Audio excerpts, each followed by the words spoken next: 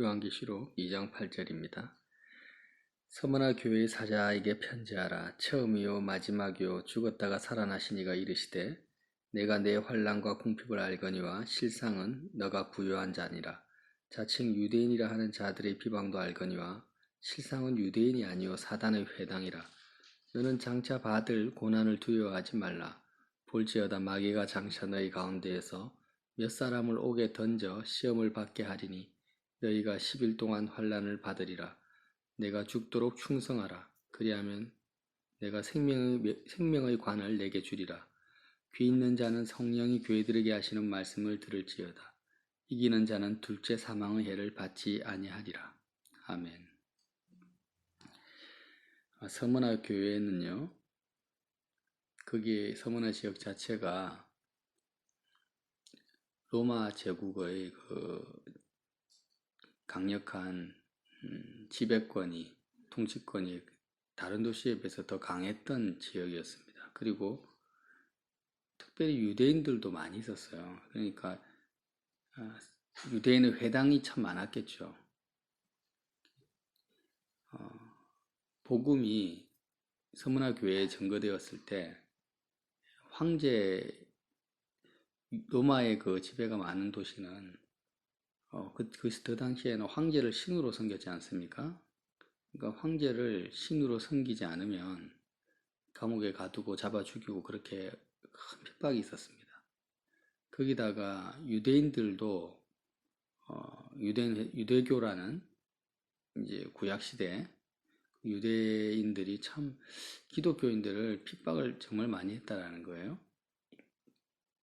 예수님을 이단의 괴수로 이제 몰아갔기 때문에. 그래서 로마인들의 핍박과 유대인들의 핍박이 겹친, 특별히 강하게 겹친 지역이 이 서머나 지역이었습니다. 서머나 교회의 감독이 폴리갑이라는 순교자였고요. 대대로 감독들이 순교를 하면서 실제로 많은 순교자가 배출이 되었는데, 경제적으로도 어떻게 먹고 살 길이 없습니다.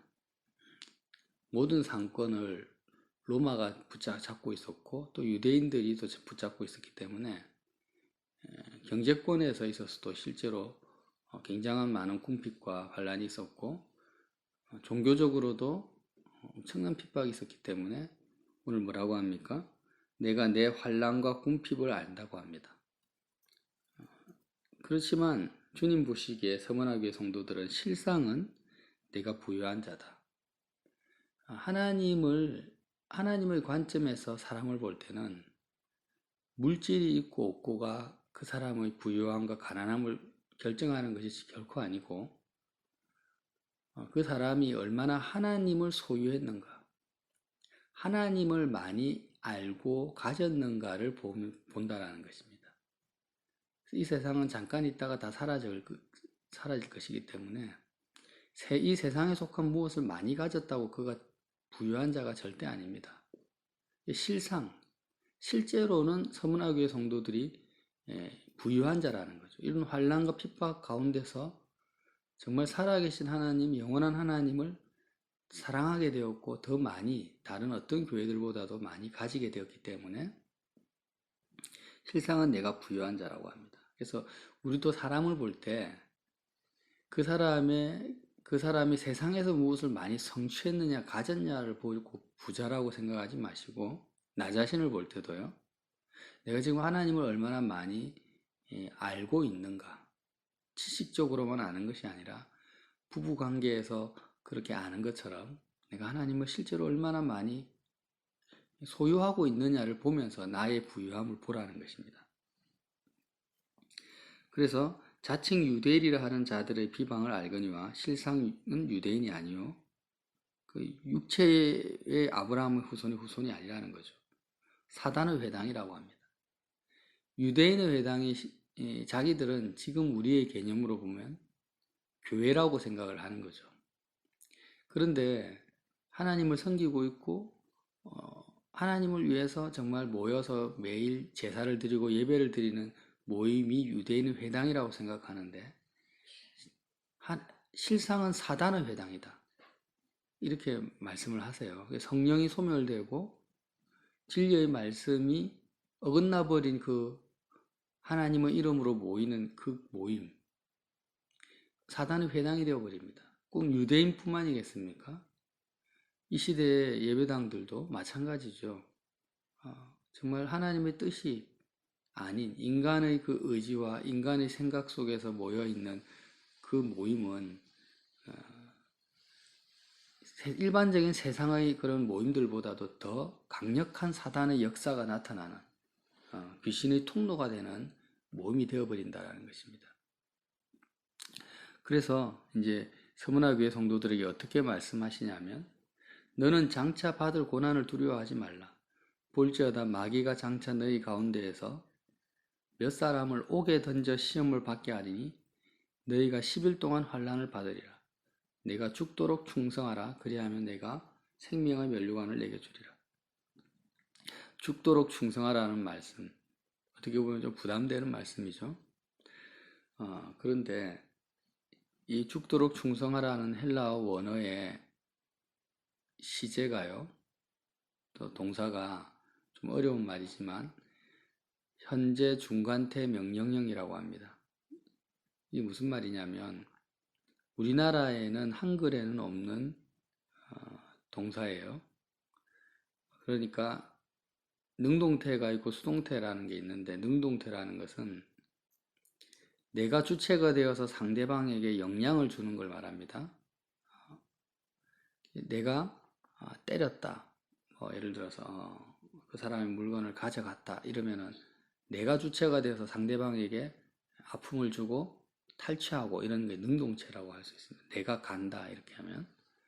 수동태는 상대방에 의해서 내가 영향을 받는 걸 말합니다. 상대방이 내 의지와 상관없이 상대방이 나에게 영향을 주는 그런 형태를 수동태라고 하죠. 근데 이건 중간태라는 것은 능동태도 아니고 수동태도 아니에요. 내가 상대방에게 영향을 주는 것도 아니고 상대방이 나에게 영향을 주는 것도 아닙니다. 상대방에 의해서 영향을 받는 것도 아니에요.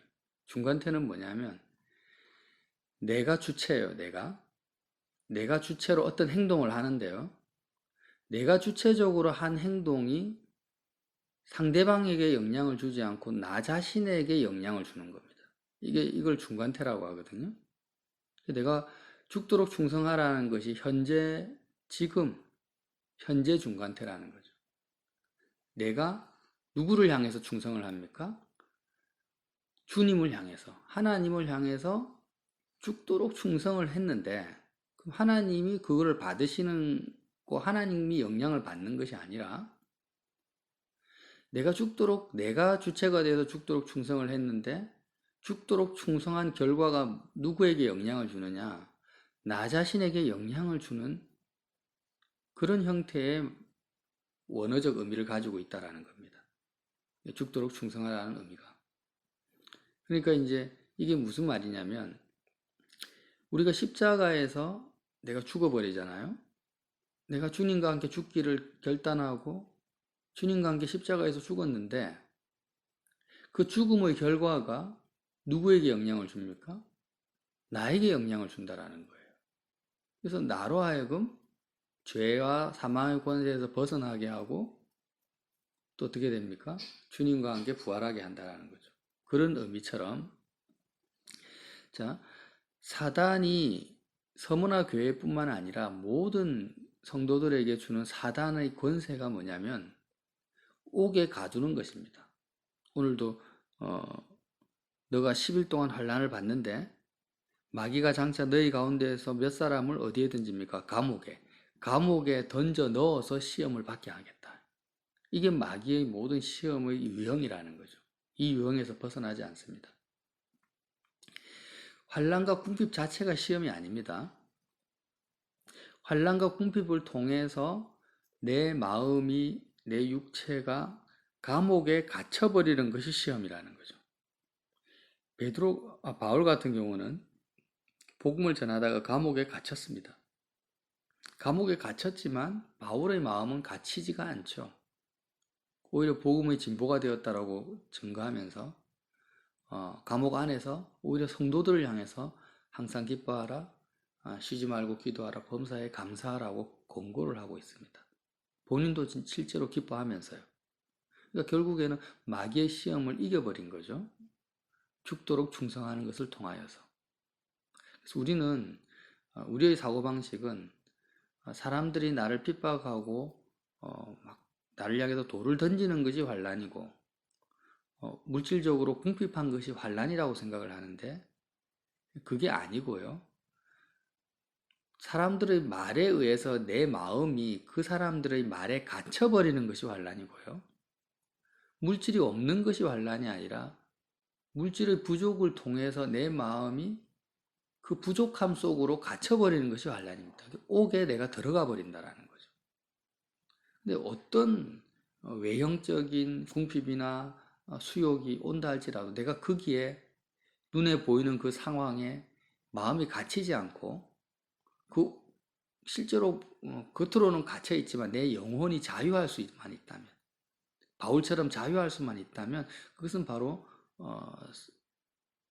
어떤 상태입니까? 시험에 든 상태가 아니라 승리하는 상태, 이긴 상태라는 것을 오늘 말씀해주고 있다는 거예요. 그래서 너희 가운데 몇 사람을 마귀가 이런 환난과 궁핍을 통해서 핍박을 통해서 감옥에 던져서 시험을 받게 한다. 마음의 시험이 오게 한다라는 거예요. 마음의 시험이 옵니다. 그 시험이 올 때 거기에 갇히지 말고 몸은 옥에 갇히지만 마음은 그 시험 안에 갇히지 말고 빠져나오라는 거죠. 빠져나오는 방법이 뭐냐? 죽도록 충성하는 거라는 거죠. 감옥에서 죽도록 충성해라. 충성이라는 것은 오직 우리의 마음을 주인 대신 하나님께만 드리는 것이 충성이죠. 그래서 부하가 장군에게 충성한다면 장군에게 부하의 마음을 온전히 드리는 것입니다. 장군의 말씀에 내 마음이 꽂히는 거죠. 그래서 그 주인을 따라가는 거죠. 다른 걸 따라가지 않습니다. 주인만을 따라가는 게 충성이죠. 근데 어떻게 충성하라고요? 너의 마음을 하나님께 드리는데 죽음을 통해서 드려라는 거죠. 죽도록 충성하라. 그러니까 이제 더 정확하게 제가 이해하기로는 죽으며 충성하라고 말할 수 있습니다. 날마다 자기 십자가를 치고 주님을 따라가라는 말씀하고 동일한 이야기죠. 그래서 결국에는 마귀가 주는 성도들을 향한 시험은요, 항상 눈에 보이는 이 세상의 형편, 상황, 사람들을 통해서요, 우리의 마음을 이 세상에 가두는 것입니다. 감옥에 가두는 것이 마귀의 시험의 어떤 형태의 그 유형이든지 간에 똑같은 이 틀을 벗어나지가 않습니다. 세상 임금이니까. 세상의 신이라고 불리기 때문에 이 세상의 그 테두리 안에 우리를 가두는 것이 자기 영역이죠. 그게 마귀 권세입니다. 그런데 이 마귀의 그 시험에서 갇히지 않고 벗어날 수 있는 유일한 방법이 뭐냐면은 세상에 대해서 죽는 것이라는 거죠. 자아에 대해서 죽고 세상에 대해서 죽고 죄에 대해서 죽어버리는 겁니다. 주님과 함께. 그리고 그 죽음을 통하여서 우리의 마음을 오직 주님께만 내어드리는 거죠. 그 상황에서. 눈에 보이는 상황에 마음이 빼앗기지 않고. 그게 그 의미가 뭐냐면 죽도록 충성하라는 의미라는 거죠. 감옥에서 뭘 하겠습니까? 거기서. 지하 감옥에서 아무도 없는 독방에 있다고 생각해 보세요. 그런데 거기서도 하나님은 죽도록 충성할 수 있는 길을 열어놓으셨는데 그게 바로 십자가의 길입니다. 자, 내가 죽도록 충성하라. 그리하면, 그렇게 하기만 하면 내가 생명의 관을 내게 주리라. 생명의 관. 죽어서 받는 관이 아닙니다. 관이라는 것은 여기서 머리에 쓰는 관이죠. 로마 시대에는 전쟁이나 경기에서 우승한 사람에게 면류관을 줬습니다. 황제가. 그런데 이제는 만왕의 왕이신 주님께서 생명의 관이라는 것은 그 사람은 죽도록 충성했어요. 죽어버렸어요. 세상에 대해서 죽었는데 하늘 생명을 주겠다라는 거예요. 하늘에 속한 생명을 그의 심령 속에 부어주겠다라는 것입니다. 어떻게요? 세상을 이기는 승리와 함께. 그게 생명의 관입니다. 그래서 꼭 우리가 실제로 목숨이 죽어서 천국 가서만 생명의 관을 받는 것이 아니라는 걸 알 수 있습니다. 우리는 매 순간 날마다 마귀의 시험 앞에서 그리스도와 함께 죽고 우리 마음을 주님께 드릴 때마다 주님은 우리에게 실제로 생명의 관을 씌워주신다라는 거죠. 부활 생명에 참여해 주시고 날마다 이렇게 생명의 관을 쓸 수 있는 사람, 그 사람이 실제로 죽어서도 생명의 관을 쓰게 된다라는 거죠. 귀 있는 자는 성령이 교회들에게 하시는 말씀을 들을지어다. 이기는 자는 둘째 사망의 해를 받지 아니하니라. 계속해서 이제 7교회에 보내는 표현이 이기는 자를 말합니다.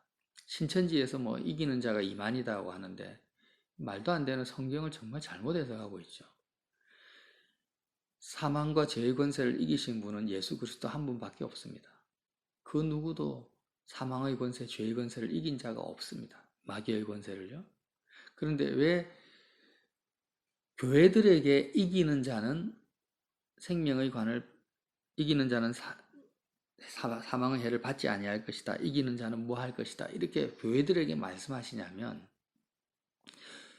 주님이 죄와 사망의 권세, 마귀의 권세를 이기셨는데 내가 이기었노라 이렇게 말씀하셨어요. 주님이 이기셨는데 그 주님의 그 승리, 그 이김에 참여하는 유일한 존재가 누구냐면 예수의 몸된 교회라는 것입니다. 주님이 이미 승리해 놓으셨는데 그 주님의 그 승리, 이김을 누리고 자기 것으로 취하는 자가 누구냐면 교회라는 거예요. 그래서 그렇게 네가 혼자 싸워서 네 힘으로 이겨라는 소리가 아니라 내가 이미 세상을 이겼어요. 그러니까 처음에 서머나 교회든 뭐 에베소 교회든지 간에 주님이 나타나요. 이기신 주님의 모습이 먼저 언급되지 않습니까? 처음이요 마지막이요 죽었다가 살아나신 이가 이르시되. 이미 주님은 죽으셨고요. 죽도록 충성하셨고 또 생명의 멸류관을 받으셨습니다. 죽었다가 살아나신 이 주님의 이김이 먼저 선포됩니다. 그리고 나서 이 주님의 죽었다가 살아나신 주님과 연합되고 동참되어지고 하나된 이 교회를 향해서 이기는 자, 주님의 이김을 누리는 그 자에게 둘째 사망의 해를 받지 않게 하겠다. 둘째 사망이 뭡니까? 하나님과 영원히 분리되어 버리는 그 죽음을 말하는 거죠. 당연히 주님의 죽음과 부활에 참여한 자는 둘째 사망의 해를 받지 않습니다. 이 서머나 교회를 향해서 주신 말씀 가운데는 정말 신앙의 날마다 승리할 수 있는 비결이 여기에 들어있다는 거죠. 우리는 아주 간단한 진리 아닙니까? 마귀가 우리에게, 사람들에게 할 수 있는 것은 옥에 던져 넣는 것밖에 없어요. 환난과 궁핍을 통하여서, 사람들을 통해서. 그러나 거기서 우리는 갇히지 않습니다. 갇히지 않고 항상 이길 수 있는데 죽도록 충성하면 되는 거죠. 그게 무슨 의미라고요? 내 마음을 십자가를 통해서 오직 어떤 상황 속에서도 하나님께만 내 마음을 드리고 있는 상태에 머무른다면, 그리스도의 죽음 속에 내가 계속 머무른다면 주님이 그 사람에게 생명의 관을 주십니다. 생명의 관을 주시는데 자유케 하신다는 거죠. 하나님의 그 생명, 그 풍성함을 감옥 속에서도 누릴 수 있고 세상과 상관없이 마귀의 모든 올무를 끊어버리신 누린 자만이 알 수 있습니다.